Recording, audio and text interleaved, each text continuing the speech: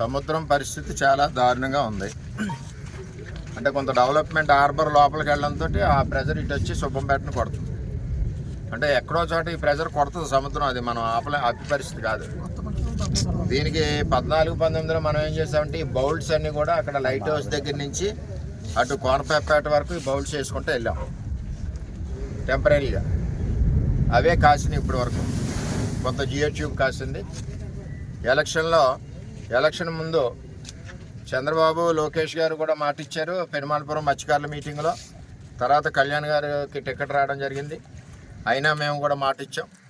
చంద్రబాబు నాయుడు గారు ఆల్రెడీ కేంద్ర ప్రభుత్వానికి ఉత్తరం రాశారని చెప్పారు. అదేవిధంగా ఇటు ఎమ్మెల్యే గారు మేము కూడా అందరం కూడా సపోర్ట్గానే ఉన్నాం. మత్స్యకారులకు ఎట్టి పరిస్థితుల్లో నిర్మాణం జరగాలని త్వరలో జరుగుద్ది.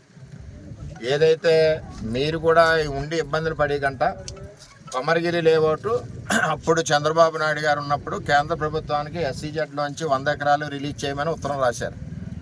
ఆ ప్రాసెస్లో ఉండగా ప్రభుత్వం పోయింది. ఇవన్నీ వాస్తవాలు. వైఎస్ఆర్సీపీ గవర్నమెంట్ వచ్చినప్పుడు మళ్ళీ ఆ 100 ఎకరాలు శాంక్షన్ అయింది.